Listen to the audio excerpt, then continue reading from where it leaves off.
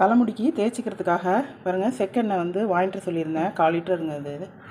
இதை காய்ச்சி நம்ம தலையில் தடவுனா ரொம்ப நல்லது. நான் முடி வளரும் உப்பு ஆயிரும் நரமுடியலாம் அப்படின்னு நான் சொல்ல மாட்டேங்க. ஏன்னாக்கா இளநரை வரும், அது சரியாயிரும், ட்ரீட்மெண்ட் எடுத்தாக்க சரியாயிரும். ரெண்டாவது வயசானவங்களுக்கு நரமுடி வரதை தடுக்க முடியாது, வேறு வழியே இல்லை, கருப்பாகாது இல்லையா? அதனால் இந்த மாதிரி காய்ச்சி தடவுனா ரொம்ப நல்லதுங்க. இப்போ இது நல்லா சூடாயிடுச்சு. 1 டீஸ்பூன் வெந்தயம் போட்டுக்கலாம். கரிஞ்சீரகம் இருந்தால் 1 டீஸ்பூன் போட்டுக்கோங்க. நெல்லிக்காய் இருந்தால் கட் பண்ணி இதில் 1 நெல்லிக்காயை போடலாங்க. ட்ரையான கருவேப்பிலையை போட்டுக்கலாம். இது 2 தாங்க இருக்குது என்கிட்ட, வெந்தயமும் கருவேப்பிலையும் தான் இருக்குது.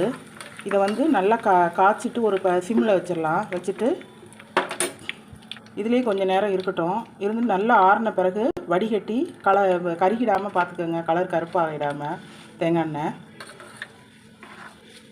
இது சிம்மில் வச்சுட்டு அப்படியே கொஞ்சம் ஒரு 5 நிமிஷம் இருக்கட்டும். 5 நிமிஷத்துக்கு பிறகு வடிகட்டி இந்த பாட்டிலில் ஊற்றி வச்சுக்கோங்க. டெய்லி தடவிக்கோங்க, முடிக்கு ரொம்ப நல்லதுங்க. ரொம்ப நன்றி இந்த வீடியோ பார்த்ததுக்கு.